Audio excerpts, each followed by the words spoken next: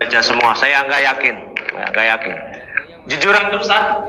Antum udah baca Ustaz pengecualiannya 3 tadi? Jujur antum Ustaz? Enggak, kalau masalah baca. Aku jujur enggak? Jihad. Saya baca. Ya, makanya ini antum aja kayak baru tahu. Enggak, Ya, pengecualian dari Bulki ini dengan ulama yang lain antum tahu Ustaz? Jangan antum melari pada satu lafaz yang saya ucapkan kemudian antum menghantam saya. Global dari ulama. Kita inti pembahasan aja. Ya, oke, Juris mengaji. Karena antum dari tadi bilang saya udah baca semua. Saya yakin antum nggak baca ini. Saya lagi bicara. Konsekuensi dari pengecualian itu sama. Enggak. Kifayah. Taruh, saya lagi bicara. Kalau bukan fardu kifayah, kenapa antum nggak berangkat? Saya lagi bicara. Kan begitu loh. Saya lagi bicara. Fardu. Iya, saya lagi bicara, Ustaz. Antum nggak baca ini, maka antum bilang sudah baca semua. Orang antum ini aja baru dengar kok. Ya, antum baru baca ini. Ini ada pengecualian 3. Dan ini hukumnya makruh dijelaskan oleh ulama Syafi'iyah. Antum bawakan saudara nama, antum bawa satu kontainer kitab, antum sebutkan semua namanya. Saya minta satu dalil, Gus. Saya nggak butuh itu nama-nama itu. Karena yang saya ikuti Rasulullah SAW menyebutkan itu di kitab Asy-Syaraful Muhattam, kitab Asy-Syaraful Muhattam. Kemudian Gus Ajri bilang apa? Ini kitabnya Imam As-Suyuti. Kemudian dibawakan Suyuti itu begini. Tapi Gus Ajri tidak memperhatikan. Itu benar nggak kitabnya As-Suyuti? Saya bisa buktikan, paparkan bukti-buktinya. Al-Imam As-Suyuti punya kitab namanya Husnul Muhadarah. Berikan saja ayat Al-Quran atau hadis sahih yang membolehkan tabaruk di kuburan orang soleh. Jika ada, malam ini juga, detik ini juga, saya akan tabaruk di kuburan orang soleh. Itu kutipan yang saya ambil dari Ustadz Tamrin kalau nggak salah. Jadi kan cukup viral ya perdebatan antara Ustadz Tamrin, Harry Pras, dan Ustadz satu ini lagi dengan Gus Hajir Ubaidillah bersama Ustadz Faris Baswedan.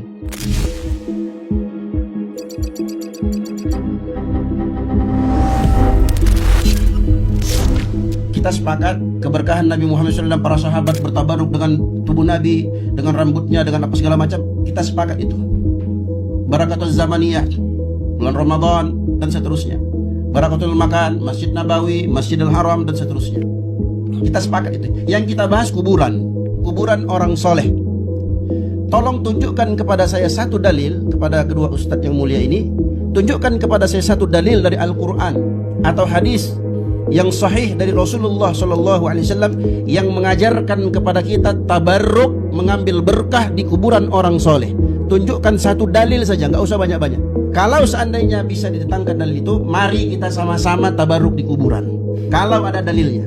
Kedengarannya pertanyaan tadi cukup adil bukan? Kedengarannya kan seperti standar akademis bukan? Tapi tunggu dulu, ada yang aneh di sini. Bagi saya ini cukup aneh. Bagi saya, pertanyaan seperti itu sudah terlalu klise. Apa itu klise? Klise adalah ungkapan yang sudah terlalu sering digunakan hingga maknanya itu sudah hilang. Tidak ada daya tariknya lagi dan membuatnya sangat membosankan. Ya karena tidak orisinil. Kenapa saya mengatakan itu? Ngerti nggak? Al-Quran itu tidak akan pernah bertambah ayatnya. Begitupun hadis tidak akan pernah bertambah di dalam Sahih Bukhari atau Sahih Muslim atau Musnad Imam Ahmad sekalipun, tidak akan pernah nambah satupun. Sementara dalil eksplisit yang menyatakan secara sharih dan verbatim seperti yang diminta Ustadz Tamrin tidak akan pernah kalian temukan. Pernyataan saya ini bisa kalian cek. Semua intelektual muslim, mazhab apapun itu, tidak akan pernah menemukan ayat Al-Quran atau hadis yang bunyinya persis, eksplisit, kata per kata, dan verbatim seperti yang diinginkan oleh Ustadz Tamrin. Bagi saya, orang yang memakai pertanyaan seperti ini, apalagi di dalam perdebatan, memang dia itu tidak pernah bermaksud untuk berdiskusi. Kenapa? Karena sejak awal, pertanyaan ini memang berniat untuk menyandera diskusi. Seolah-olah orang yang mau menjawab itu wajib menambang seluruh nas Al-Quran dan juga hadis dari nol. Padahal, ya ayat Al-Quran tidak akan pernah ada yang baru dan hadis juga tidak akan pernah ada yang baru. Video ini adalah layar pertama, nanti akan saya buat serial berikutnya. Video ini akan mengandung sedikit ledekan, tapi akan mengulas yang lebih dari itu, yaitu bagaimana kita memahami pengetahuan agama itu sendiri. Karena kalau standarnya adalah dalil eksplisit dan jika tidak ada lantas tidak boleh, maka semua ijtihad ulama lintas mazhab selama 14 abad terakhir ini ya kan tidak sah dan tidak valid. Semua kias, semua istimbat, semua ijma yang tidak secara harfiah disebutkan dalam nas Al-Quran maupun hadis ya menjadi invalid. Kenapa? Saya mencium bau absurditas di dalam pertanyaan itu. Ustadz yang satunya lagi juga ngomong, aqwalul ulama yustadallu laha, la yustadallu biha. Artinya pendapat para ulama itu dicarikan dalil pendukungnya terlebih dahulu. Kenapa? Ya karena dia adalah subjek yang harus dibuktikan kebenarannya terlebih dahulu. Dan pendapat ulama itu tidak bisa dijadikan dasar dalil itu sendiri sebagai sumber otoritas hukum primer. Makanya Ustadz Tamrin itu kan menambahi, pendapat ulama yang tidak sesuai dengan Al-Quran dan hadis tidak perlu diikuti. Apakah kedengarannya masuk akal? Jelas tidak. Karena yang ngomong seperti ini adalah Ustadz Tamrin dan Ustadz satunya lagi. Bukan Imam Ghazali yang ngomong, bukan Imam Jalaluddin Asyuyuti yang ngomong, bukan Imam Nawawi yang ngomong, dan bukan Imam Ibn Hajar Al-Haytami yang ngomong. Loh, ini kan namanya logical fallacy alias ad hominem. Bukan, saya tidak mau menyerang aspek kekurangan kedua ustadz tersebut. Tapi, saya itu sedang mengkritik prosedur epistemik keduanya dalam memastikan valid tidaknya sebuah qaul yang dikeluarkan oleh ulama yang memperbolehkan tabaruk di kuburan orang soleh. Bagi saya, sampai sekarang, selama orang itu masih membuka maktabah syamilah untuk mencari ibarat, masih membuka Google untuk memastikan dalil, masih dibantu Wikipedia untuk memastikan argumen, ya saya rasa tidak pantas mereka itu ngomong seperti aqwalul ulama yustadallu laha, la yustadallu biha. Kenapa? Karena kaidah itu akan selalu menjadi andalan para pengucap supaya nampak gagah, padahal si pengucap belum tentu sehebat itu. Saya berani taruhan, akwal kedua ustadz tadi sudah pasti tidak jauh lebih baik daripada akwal ulama-ulama yang disebutkan oleh Gus Acir dan Ustadz Faris Baswedan. Karena siapa yang berhak menentukan akwal ulama ini sesuai atau tidak dengan Al-Quran dan Sunnah? Apakah Ustadz Tamrin dan Ustadz satunya lagi itu lebih punya kapasitas itu daripada ulama yang mereka berdua tolak otoritasnya? Itu loh yang saya maksud dengan daur wa tasalsul, penalaran melingkar yang sebenarnya menyembunyikan siapa wasit di dalam pertandingan ini. Saya ingin memulai rekonstruksi berpikir ini dari satu analogi yang mungkin tidak terlalu filosofis, tapi saya anggap cukup mirip. Kenapa kita bisa percaya dengan hafidz Al-Quran? Kenapa kita mempercayakan mereka untuk mentashih Al-Quran yang kita pegang sekarang? Kenapa kalau ada orang yang bacaannya keliru, satu harokat saja, hafidz Al-Quran bisa langsung tahu? Padahal mereka kan nggak pernah ngecek satupun manuskrip Al-Quran yang kuno. Begitupun dengan kita.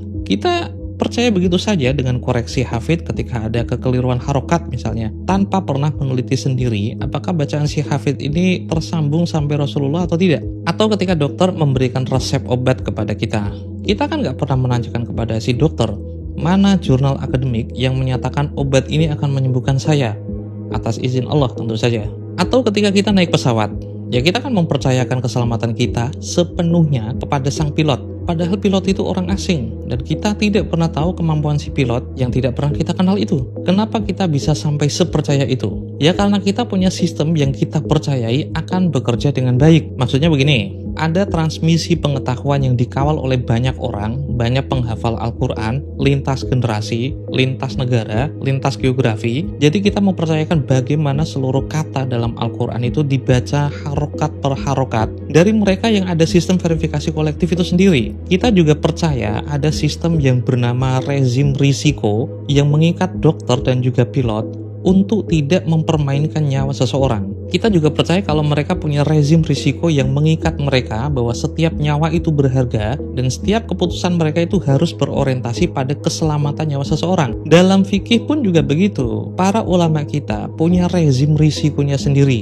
Hanya saja wujudnya itu bukan seperti lisensi pilot, dokter, atau mungkin syahadat tahfidz Al-Quran, melainkan arsitektur epistemik dan etis yang mengikat mereka semua dalam setiap pendapat yang akan mereka keluarkan. Dalam domain fikih misalnya, risiko itu bukan hanya tentang berfatwa, tapi juga risiko rusaknya akidah. Sangat tidak masuk akal ulama-ulama yang berpendapat bahwa tabaruk di kuburan orang soleh itu boleh, semuanya berniat untuk merusak akidah umat Islam. Sama tidak masuk akalnya ketika kita membayangkan mereka semua, ulama-ulama itu, membolehkan tabaruk di kuburan orang soleh tanpa melewati prosedur akademik terlebih dahulu. Saya sendiri termasuk orang yang taklid untuk urusan ini. Bukan karena saya pemalas atau malas berpikir, tapi karena saya tuh percaya dengan sistem risiko yang dibentuk oleh tradisi umat muslim akan selalu melalui prosedur yang valid secara syariat dan tidak akan menjerumuskan saya ke dalam rusaknya akidah. Dan sikap saya ini punya basis akademik dan empirisnya. Publikasi dari Boaz Miller, dia kan seorang filsuf epistemologi sosial. Kalian bisa baca artikelnya tadi yang berjudul Trust and Distributed Epistemic Labor. Ada satu postulat penting yang ingin saya sampaikan dari Miller. Ketika saya mengikuti pendapat salah satu intelektual muslim di masa lalu yang memperbolehkan tabaruk di kuburan orang soleh, sebenarnya saya sedang melakukan praktik yang bernama efisiensi kognitif. Dan ini praktik yang paling rasional bagi seluruh umat manusia, sampai kapanpun. Kenapa? Tidak ada satupun orang yang bisa mengakumulasi, mengevaluasi, dan menilai semua bukti dalam satu kali kehidupannya. Bahkan ketika saya itu mulai belajar dari usia 5 tahun hingga 80 tahun, dan dalam sehari bisa belajar sampai 8 jam, konsisten sampai umur 80 tadi, itu pun masih tidak cukup untuk mengevaluasi semua bukti yang mendukung semua keyakinan saya. Oleh karena itu, saya kan akhirnya bergantung pada pendapat orang lain yang menurut rekan sejawatnya, menurut sesama pakarnya, dan menurut sesama intelektualnya, meyakini beliau sebagai orang yang kompeten. Kenapa? Karena kalau tidak begitu, informasi yang akan saya terima itu terlalu banyak, terlalu kompleks, dan terlalu melelahkan untuk saya tampung dan saya analisis secara kognitif oleh satu otak yang saya miliki setiap kali menemukan satu masalah. Pada intinya begini, efisiensi kognitif itu bisa kalian terjemahkan dengan kata biar tidak capek mikir, percayakan saja pada ahlinya. Di dalam dunia akademik modern kan ya sama, biar kita tidak capek mikir, baca saja jurnal penelitian orang lain. Dan inilah kenapa pertanyaan mengapa percaya ulama mu'tabarin itu cukup penting. Bukan soal apakah ulama selalu benar, tapi soal apakah ada alasan rasional untuk menjadikan mereka otoritas pengetahuan dalam fikih. Dan tentu saja jawabannya ada. Kenapa? Karena kompleksitas pengetahuan manusia itu memaksa manusia bergantung pada komunitas keilmuan yang punya standar, punya metodologi, punya pertanggungjawaban, dan punya rezim risiko seperti tadi. Maka ketika Ustadz Tamrin atau siapa yang satunya lagi itu mengatakan pendapat ulama yang tidak sesuai dengan Al-Quran atau hadis, tidak perlu diikuti. Kalau yang dimaksud pendapat ulama tadi adalah pendapatnya Ustadz Tamrin dan Ustadz satunya lagi, ya saya tidak akan mempermasalahkannya. Tapi ketika Ustadz Tamrin dan Ustadz satunya lagi itu mengatakan ini untuk mengevaluasi pendapat mu'tabarin, sebenarnya ada satu pertanyaan yang perlu diajukan terlebih dahulu. Tanpa bantuan Google, tanpa bantuan Maktabah Syamilah, tanpa bantuan ChatGPT atau alat bantu yang lain, dia berdua apakah punya kapasitas menentukan penilaian itu atau tidak? Apakah beliau berdua punya kelayakan untuk melakukan evaluasi terhadap ulama mu'tabarin? Saya ulang ya, saya tidak bermaksud untuk policy. Saya hanya menanyakan, apakah beliau berdua itu layak diperlakukan sebagai otoritas pengetahuan untuk pekerjaan evaluatif yang sangat teknis seperti mengevaluasi pendapat intelektual yang membolehkan tabaruk di kuburan. Kenapa? Dari menit awal perdebatan hingga mereka akhirnya berpelukan, saya itu belum mendengar satupun evaluasi teknis kecuali kaidah-kaidah yang udah common sense atau bisa diketahui secara badihi. Aqwalul ulama yustadallu laha, la yustadallu biha. Jika pendapat ulama menyelisihi Quran dan hadis, maka tidak perlu diikuti.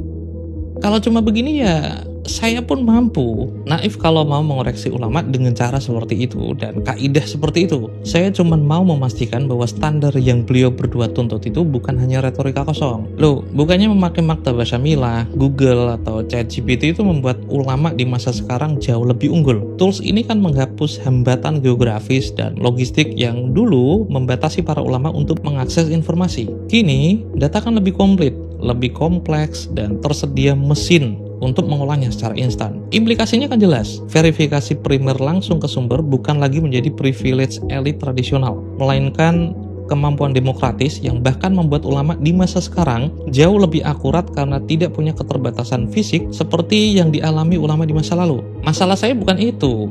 Masalah saya adalah kemudahan akses itu tidak selalu berarti kemudahan untuk memahami. Dan kemudahan akses itu tidak selalu berarti kemudahan untuk menguasai. Orang awam di pinggir jalan pun mampu menemukan hadis dan juga kaidah yang disampaikan oleh kedua ustadz tadi dalam hitungan detik, tanpa latihan puluhan tahun dalam mempelajari ilmu rijal, jarh wa ta'dil, dan lain sebagainya. Namun, apakah mereka memahaminya? Mampukah mereka menaklukkan dan menguasai hadis tersebut? Loh, apakah saya menyamakan Ustadz Tamrin dan Ustadz satunya lagi seperti orang awam? Bukan juga. Kalau mereka merasa mampu mengoreksi pendapat ulama mu'tabarin yang memperbolehkan tabaruk di kuburan orang soleh, kenapa argumentasinya cuma muter-muter dan klise seperti tadi? Mana ayat dan hadis yang secara eksplisit membolehkan tabaruk di kuburan orang soleh? Sementara mereka sendiri tahu, dan semua orang pun tahu, tidak bakal ada ayat Al-Quran yang baru, dan tidak bakal ada satu hadis pun yang baru. Justru yang menjadi pertanyaan paling mendasar adalah, mungkinkah ulama yang membolehkan tabaruk itu tidak lebih paham dari Ustadz Tamrin dan Ustadz satunya lagi? Atau setidaknya mereka itu mengulang-ulang argumen. Jangan kalian jadikan kuburan sebagai masjid. Ala fala tattakhidul qubur masajid. Inni anhaakum an dzalik. Pertanyaan saya, dari semua ulama yang memperbolehkan tabaruk di kuburan, memangnya siapa yang tidak tahu hadis ini? Dan kalau hadis ini dimaksudkan untuk melarang tabaruk di kuburan, kenapa mereka justru memperbolehkan? Apakah hadis ini sempat hilang dalam peredaran komunitas intelektual di masa itu? Nah, jawaban dari pertanyaan itu akan saya ulas di video mendatang. Jadi kita cukupkan dulu untuk mempertanyakan otoritas kedua ustadz tadi. Dan di video yang akan datang, sepertinya saya akan mengulas mungkinkah pendapat ulama yang memperbolehkan tabaruk di kuburan orang soleh ternyata tidak valid. Syarul Malabas, ini Papanjangan Talk, sampai jumpa.